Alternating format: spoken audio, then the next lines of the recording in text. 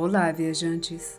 Existem pessoas que, quando a vida está tranquila e tudo acontece dentro do previsto, elas acham que precisam de mais emoção e somente vão dar valor à vida e entes queridos quando já é tarde demais para voltar atrás.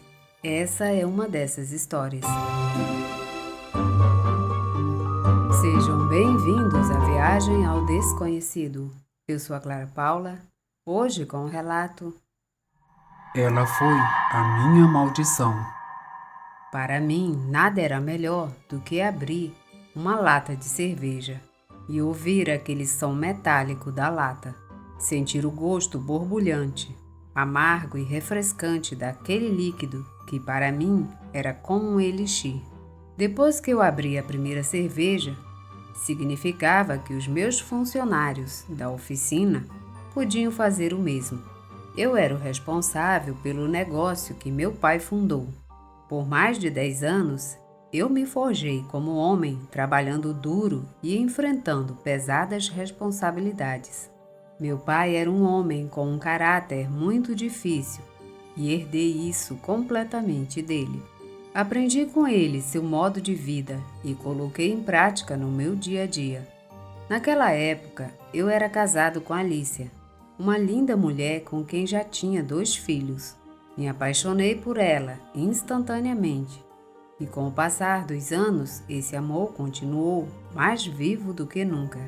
Ou era isso que eu acreditava, mas o que me colocou à prova tinha um nome e um par de pernas que me tiraram o sono, me deixaram louco, e também tinha cabelos cacheados no estilo dos anos 80, rebelde com volume, que também deixava um rastro de sensualidade e erotismo em seu caminho, encantando assim todo homem que ousasse respirar o ar que ela havia marcado com sua linda presença. O nome daquela senhorita era Estefânia. Ela morava na esquina da oficina, em um bairro antigo da cidade do México. Todos os dias eu a via passando e sempre ficava olhando para ela. Eu gostava de admirar sua beleza. É que ela tinha um olhar profundo e intimidante. E isso me fazia sentir desafiado a conquistá-la. Todo fim de semana, Estefânia saía muito arrumada para pegar um táxi para ir a uma festa. Ou às vezes, caras com dinheiro vinham buscá-la em carros muito bonitos.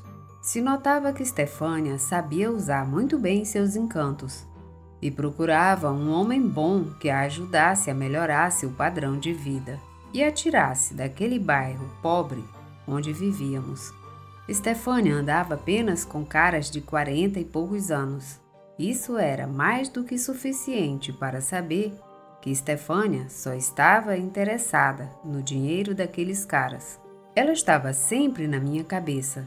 Isso se tornou uma obsessão para mim. No começo, senti muita culpa por saber que era um homem casado e meu amor pela minha família. Muitas vezes tive pensamentos sombrios sobre ela. Até tentei tirá-la da minha cabeça, ignorando-a quando ela passava, porque esse assunto havia se tornado comum na oficina e meus funcionários ficavam incentivando em relação àquela linda garota.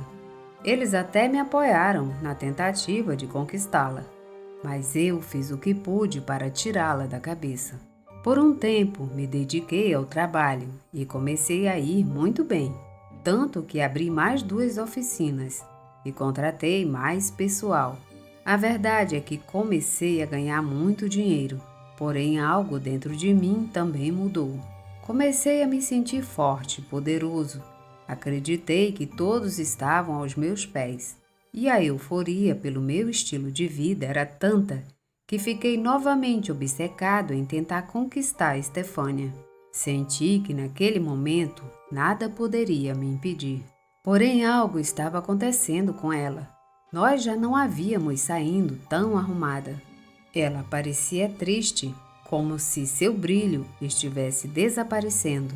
E isso era de se esperar, porque sabíamos por meio de fofocas que Estefânia havia terminado com o namorado.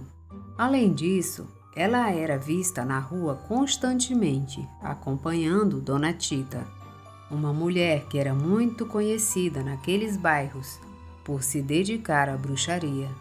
Então, na oficina, especulamos que Stefânia queria aprender bruxaria para trazer seu namorado de volta. E muitas teorias estranhas que fazíamos de brincadeira, que Stefânia ajudava nas tarefas da senhora Tita e lhe fazia muitos favores. Era muito estranho que de repente se tornassem tão amigas. Mas isso já não me importava. Eu já não me sentia mais culpado, nem me preocupava que minha esposa descobrisse qualquer infidelidade de minha parte. Fui com tudo para cortejar Stefânia. Uma vez, vi como Stefânia estava com seu pai no carro velho que eles tinham. Tão velho que acabaram parando no meio da rua.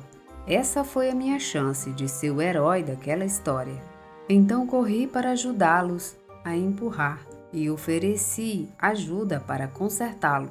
O velho carro tinha uma falha no motor. Stefânia agiu como se nunca tivesse me visto, embora já tivéssemos nos cumprimentado em algumas ocasiões. Aquele velho me disse que não tinha dinheiro para pagar o conserto, mas insisti para que ele deixasse o carro na oficina. Eu cuidaria dele e depois veríamos como ele me pagaria. Tirei minha carteira para dar ao velho um dos meus cartões e outro para Stefânia, e também para que ela visse que minha carteira estava bem recheada de notas de 500. Eu sabia que com isso, adicionado ao meu cavalheirismo, sem problemas, eu ia deslumbrá-la. Sem dizer mais nada, disse aos meus empregados para levarem o carro à oficina e repará-lo o mais rapidamente possível e com prioridade de emergência. Também, com o pretexto de avisar o velho quando seu carro estivesse pronto, eu pedi a Stefânia para que ela me desse o número do telefone dela. Ela não era boba, ela era muito esperta e soube imediatamente por que eu estava fazendo tudo aquilo. Então, com um sorriso, ela me deu o número dela. 2 dias depois, liguei para ela avisando que o carro estava pronto. 1 hora depois, a Stefânia passou pessoalmente para buscá-lo e ela me perguntou quanto era e quanto me devia. Eu, muito confiante, disse que não era nada, que era um favor de amigos. Stefânia olhou para mim e me disse que não éramos amigos de verdade, que porque eu estava tendo essas atenções com ela e o pai dela. Eu sabia que, com as perguntas dela, Stefânia estava me desafiando a ter coragem de dizer a ela o que eu realmente queria. Com toda a confiança do mundo, eu disse a ela que gostava dela e que gostaria de convidá-la para sair, mesmo que fosse só uma vez. Eu sabia que ela aceitaria, mas fez algumas objeções, como o fato de eu ser casado, o que foi algo que a fez se recusar a sair comigo. Porém, eu tinha uma carta na manga para convencê-la. Bom, no carro do pai dela, quando abri o porta-luvas, encontrei vários avisos de atraso no pagamento de algumas dívidas do velho. Prometi a Stefânia que ajudaria o pai dela a pagar e recuperar o atraso, se ela concordasse em sair comigo. Ela aceitou, mas me pediu para ser discreto e que só íamos sair uma vez. Me senti triunfante, porque já desejava isso há muito tempo. E com ansiedade esperei chegar o dia. E como era difícil sair à noite, porque Alicia, ao me ver saindo arrumado, imediatamente pensaria que eu estava saindo com alguém. Não tive escolha. Uma tarde peguei uma mochila com uma muda de roupa e na oficina eu tomei meu banho. Fiquei muito elegante e passei na casa de Stefânia. Ela saiu arrumada e estava muito linda. Vestia uma daquelas minissaias com um salto alto que eu gostava tanto. Era uma deusa linda que me cativou instantaneamente. Quando entrou no carro, seu perfume despertou meu instinto e desejo. E dando-me um beijo no rosto, ela me impregnou com sua doce essência. Tive vontade de beijá-la na boca, mas foi preciso ser paciente. é que as coisas estavam se encaminhando. Naquela tarde comemos, conversamos e rimos muito. Fiquei surpreso com a química incrível que havia entre nós, que era muito natural. Ela estava se divertindo muito e gostei muito disso, porque sabia que as chances das coisas terminarem em algo romântico eram muito altas. Tomamos alguns drinks e eu deixei as coisas seguirem seu curso. Aproximei-me um pouco mais dela, até que lhe roubei um beijo, bem suave, e ela retribuiu. Peguei na mão dela e pedi para sairmos dali, e fomos para um lugar mais reservado.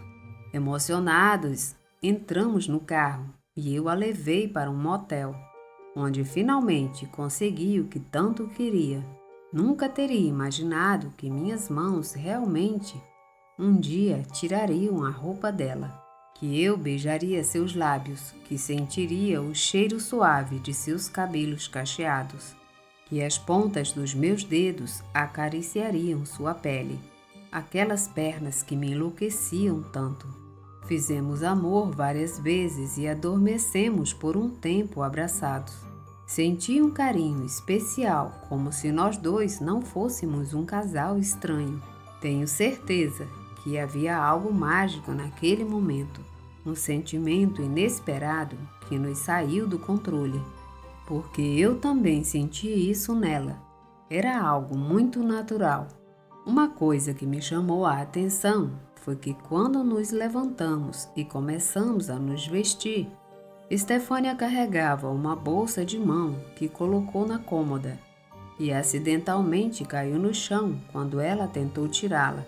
Os acessórios que continham dentro, e entre eles havia uma espécie de amuleto metálico, era um símbolo muito estranho e tinha decorações com pedras coloridas de cristal de quartzo, e havia uma espécie de pequena fotografia do que hoje conheço como a Santa Morte. A verdade é que fiquei confuso ao ver isso, mas não me atrevi a perguntar o que era. Apenas vi que Estefânia guardou um pouco nervosa por eu ter visto. Saímos do local e eu a levei para a casa dela. Antes que ela saísse, tirei minha carteira e lhe dei várias notas. E notei que ela estava me olhando um pouco estranha, como se tivesse se apaixonado por mim naquele encontro. Eu tenho certeza que eu era algo que ela não esperava. Eu também admito. Então propus que saíssemos novamente. Ela aceitou e nos despedimos com um beijo carinhoso e um abraço que durou muito tempo. Nos dias seguintes, antes de sairmos novamente, Estefânia caminhava com mais frequência ao lado de Dona Tita, a bruxa. Quando ela se virava para a oficina para me cumprimentar, meus funcionários zombavam de mim. Já sabiam o que estava acontecendo. Meu sorriso me delatou. Me viam como um herói, o único homem corajoso que conseguiu conquistar o amor daquela linda mulher. Porém, entre brincadeiras, eles me mandaram tomar cuidado, porque Estefânia andava muito grudada com Dona Tita, a bruxa, para que ela não fizesse uma amarração de amor para me manter como um cachorro a seus pés. Nada disso me importava. Foi realmente muito especial estar com ela. Me senti um jovem, forte e cheio de vida. Ela tinha 25 anos e eu já tinha 42. Então, para mim, foi como voltar a nascer. Tivemos muitos encontros e saídas secretas.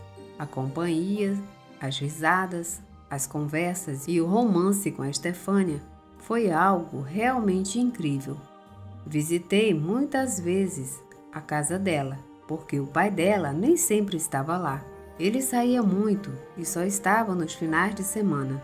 Uma tarde naquela casa, quando finalmente entrei no quarto da Estefânia e vi que ela tinha uma Santa Morte e muitas flores ao redor da imagem, a verdade é que me chocou muito ver isso. E comecei a perguntar a ela sobre os rumores de que ela estava se tornando uma bruxa por ficar com Dona Tita.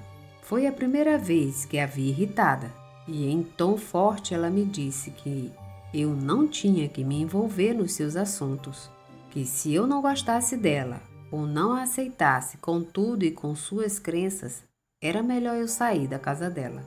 Stefânia explodiu com aquele comentário e pediu que ela se acalmasse, que não iria julgá-la. O resto da tarde fiquei muito incômodo e me retirei muito pensativo por não saber quem realmente era Stefânia. Por que ocultava essas coisas de bruxaria? Eu me perguntei se um dia ela me contaria abertamente sobre suas práticas, porque era evidente que ela estava praticando bruxaria. Já havia muitos detalhes que vieram à tona.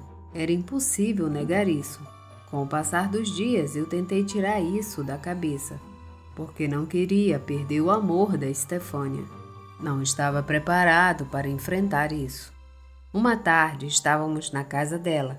Fizemos amor no quarto dela e ficamos na cama deitados conversando. Muito de repente, Stefânia me perguntou se eu a amava. Ela me pediu para entrelaçar os dedos e me perguntou se eu realmente sentisse amor por ela. Eu deveria jurar isso porque, para ela, era importante que, se eu a amasse, eu deveria aceitá-la com tudo e suas crenças. Olhei nos olhos dela e percebi uma atitude diferente. Ela me perguntou muito seriamente e eu realmente não sabia o que fazer. Lhe disse que eu a amava, mas que eu não ia prestar homenagem à Santa Morte, apenas como condição para poder estar com ela. Stefânia começou a me assustar. Senti que ela estava enlouquecendo e também senti necessidade de fugir e me afastar dela. E esse foi o momento perfeito para terminar com ela. Fugir e deixar para trás aquela loucura de aventura. Isso me machucou muito, mas não havia outra forma. Eu disse a ela que, por mais maravilhoso que fosse o nosso amor, havia uma realidade que era mais difícil de enfrentar. Bem, eu era casado, tinha 2 filhos e deixei Stefânia saber que eu a amava, mas o melhor era acabar com isso para poder continuar com a minha vida como antes. Disse a Stefânia que nunca aceitaria suas crenças e que não queria mais vê-la. Agradeci pelos bons momentos que passamos juntos. Comecei a me vestir e, enquanto o fazia, Stefânia, muito chateada e com raiva, me disse para ir embora e que nunca mais eu a veria, que nunca me deixaria conhecer meu filho, que ela carregava no ventre há semanas.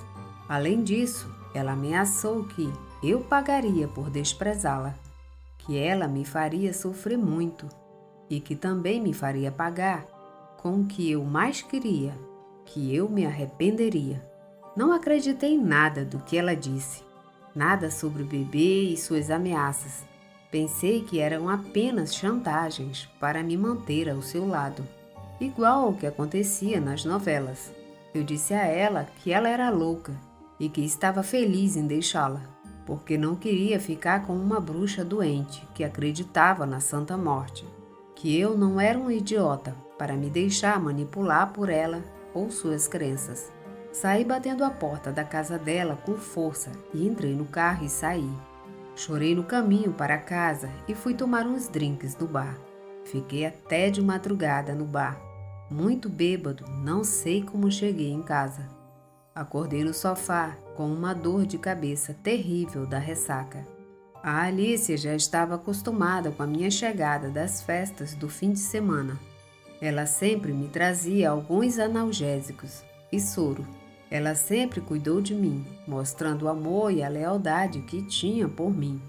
Como fui tão estúpido em não perceber que falhei como marido, que Alicia sempre estaria lá para mim, com seu amor, seu carinho, seu encanto. E eu sabia que a partir daquele momento teria que lutar para dar um novo sentido ao nosso casamento. E foi assim que comecei a ficar mais tempo com Alicia. Saí com ela e com meus filhos. Me afastei um pouco da oficina por alguns dias. E depois de algumas semanas, decidi que instalaria meu escritório em outra de minhas oficinas para ficar longe da Stefânia. Tentei esquecê-la, mas foi como se Stefânia tivesse encarnado em mim. Fora sua loucura e suas ideias, havia algo especial nela que me amarrou com fortes correntes que não me deixaram ser livre. O pior aconteceu dias depois, quando percebi que os trabalhadores começaram a conversar secretamente pelas minhas costas. Eles sabiam de algo que estava acontecendo e não conseguiam encontrar uma maneira de me contar, mas não demoraria muito para isso. Questionei um deles, até eu descobrir a verdade que eles estavam escondendo de mim. José era um homem muito amigo meu. Ele me contou que na outra oficina, onde eu tinha o meu escritório, espalhou-se um boato que a Estefânia estava grávida e disseram que eu era o pai, porque ela não tinha sido vista com mais ninguém. Diziam que eu tinha mudado de escritório para fugir à minha responsabilidade, que eu só tinha usado a coitada para me divertir por um tempo. Havia um tom de indignação naquele boato que realmente me incomodou muito. Mas, acima de tudo, me causou uma espécie de misto entre alegria e medo, porque eu não estava preparado para lidar com uma situação dessas. As pessoas eram muito fofoqueiras, e mais cedo ou mais tarde, Alicia descobriria, e para mim seria o fim. Numa sexta-feira de manhã, resolvi verificar por mim mesmo. Fui procurar Estefânia e, de fato, ela estava grávida. Ela me mostrou um exame médico que indicava que meu filho já estava com 2 meses no ventre. Estefânia não quis falar comigo detalhadamente. Apenas me disse que faria questão de nunca deixar eu ver meu filho e que ela me faria sofrer por todos os danos que lhe causei. Ofereci dinheiro para ajudá-la, mas ela recusou. Não tive escolha a não ser voltar para casa para pensar melhor. E, acima de tudo, para confessar a Alicia o que estava acontecendo. Ela tinha que saber a verdade por mim. Dirigindo o carro, muito pensativo e um pouco distraído, descendo a avenida e estando alguns quarteirões antes da minha casa, notei que havia uma nuvem de fumaça muito grande que parecia estar acontecendo na minha própria rua. Então me apressei e pisei no acelerador. Ao tentar entrar na rua, notei que as pessoas estavam se amontoando para satisfazer a curiosidade. Eu não conseguia nem passar. Então parei o carro na esquina, saí, corri para minha casa. Quando vi que era essa que estava pegando fogo. Tinha paramédicos da polícia e bombeiros em todos os lugares tentando evitar que o fogo se espalhasse para a casa dos vizinhos. Eu queria entrar na minha casa, mas os bombeiros me impediram. Fiquei chorando e preocupado, cheio de impotência. E foi pior quando comecei a ver os socorristas, que retiraram o corpo sem vida de Alicia. Seu corpo queimado ficou irreconhecível. A culpa imediatamente percorreu todo o meu corpo. Eu havia provocado a ira de Estefânia, e ela estava cumprindo suas ameaças contra mim. Ela agora havia me tirado o que eu mais amava, minha esposa, Alicia. Foi traumático ver os restos mortais de minha esposa. Sua beleza foi reduzida a nada. Meu amor foi enterrado naquele inferno. Não sobrou nada dela, deixando-me com um aroma desagradável de culpa e tristeza infinita, vendo aquela tragédia. Por sorte, meus filhos estavam na escola. Caso contrário, eles teriam falecido também. E teria sido um inferno que eu nem ousaria contar. Enterramos Alicia. Fiquei de luto por ela por 1 semana. E então decidi que as coisas não iriam continuar assim. Eu iria me vingar antes que aquela bruxa matasse e machucasse meus filhos com bruxaria. Eu acreditava que Estefânia era capaz disso. Eu estava mais do que pronto para sair de casa pela manhã. Eu tinha uma arma no bolso e eu já não me importava em tirar a vida da criatura inocente do meio, porque no final também não seria bom que meu filho crescesse nas mãos de uma mulher tão horrível como Estefânia. Porém, algo me impediu. Tocaram na minha porta. Quando abri, era Carmen, a melhor amiga de Estefânia. Carmen veio muito preocupada para me dizer que Estefânia estava planejando ir para Tijuana e depois cruzar a fronteira, porque lhe ofereceram um emprego nos Estados Unidos. Mas Carmen também me disse que isso não era o pior. O problema é que para poder ir, Estefânia quis ir primeiro a uma clínica clandestina para interromper a gravidez. E Carmen veio até mim porque só tinha 2 horas para a cirurgia ser realizada. Carmen me contou que Estefânia pediu que ela a acompanhasse. A princípio ela aceitou, mas depois se arrependeu e, como sabia que eu era o pai, por isso me procurou para que eu convencesse Estefânia a não fazer aquela coisa bárbara. Escutei tudo o que Carmen me disse e, em vez de ter vontade de impedir Estefânia de fazer aquela loucura, me veio outra visão de como eu deveria fazer essas coisas e ter a minha vingança. Carmen conhecia a clínica onde a Estefânia iria fazer aquele procedimento horrível. Ela tinha até um cartão. Pedi os dados do médico e implorei para que ela me esperasse na sala. Servi o café e liguei a televisão. Depois fui ao quarto para poder ligar para o médico. Carmen ficou com a ideia de que eu pediria ao médico para não fazer o procedimento na Estefânia. Mas muito pelo contrário, me ofereci para pagar 10 vezes mais ao médico do que Estefânia lhe daria, desde que cometesse alguma negligência que acabasse definitivamente com a vida dela. Prometi ao médico discrição absoluta e que mandava o pagamento antes do anoitecer. Aquele médico que não passava de um rato corrupto me disse que pensaria e que ele me retornaria em meia hora. Aceitei as condições do médico e, naquele momento de espera, comecei a colocar o dinheiro no envelope e coloquei um extra. Tu disse a Carmen que não se preocupasse, que eu já tinha falado com o médico para que ele não atendesse a Estefânia. Carmen tinha medo da Estefânia. Ela não queria vê-la naquele dia porque sabia que a raiva dela poderia causar problemas. Eu disse à pobre menina que ela poderia ficar mais um pouco em casa e depois eu a levaria para casa. Isso para que ela não visse Estefânia e elas frustrassem meu plano. Em meia hora, como o médico me prometeu, ele me ligou de volta e simplesmente me disse que aceitou minha proposta. Depois que desligou, Carmen ficou em casa nervosa. Dei um analgésico para ela, dos que Alicia tomava. E foi assim que ela adormeceu. Deitei ela no sofá e coloquei um cobertor sobre ela para que ela pudesse descansar. Fiquei sentado no outro sofá, muito angustiado com o que estava acontecendo. Horas depois, eu recebi um telefonema do mesmo médico. Ele foi sucinto, mas preciso, e me disse que seu trabalho estava feito. Com isso, confirmei que Estefânia estava finalmente apodrecendo no inferno. Fiquei feliz em saber que suas ameaças não se tornariam realidade e que ela não iria mais prejudicar minha família. Fiquei feliz em saber que ela estava morta. Com isso, confirmei que o perigo já estava muito longe. Fiquei realmente surpreso com o nível de maldade de Estefânia e a maneira sombria como ela usou o poder da bruxaria e da Santa Morte para seus atos horríveis. 2 dias depois de sua morte, 2 policiais apareceram na minha porta por um motivo que nunca pensei que aconteceria. Fui acusado de cumplicidade na morte de Estefânia.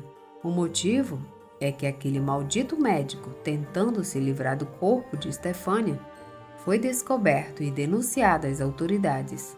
O miserável foi preso antes que pudesse escapar e me traiu como cúmplice por ter feito o pedido para matar Estefânia. A sorte não estava do lado do médico nem do meu. As circunstâncias, tenho certeza que elas foram manipuladas por uma força estranha que ia além do compreensível, de além da vida.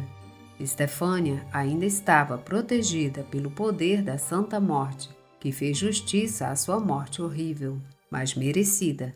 A Ninha Blanca não deixou ela sozinha. Atualmente, odeio o momento em que me deixei levar pelos meus instintos e me arrependo de ter rejeitado o verdadeiro amor da minha esposa.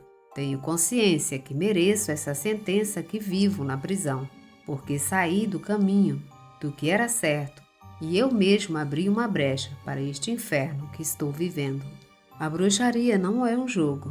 Não se deve se envolver nessas coisas, porque no final nada acaba bem. Nada que se faz com o mal ou com as trevas tem final feliz. Sei que são muitas pessoas que usam o poder da Santa Morte para o bem, porém há outros que usam para cumprir planos sombrios e criar muita destruição, assim como Estefânia fez.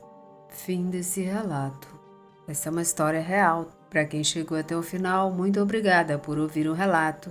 Se gostaram, deixem seu like, comentem, compartilhem e se inscrevam no canal. Obrigada e até a próxima viagem.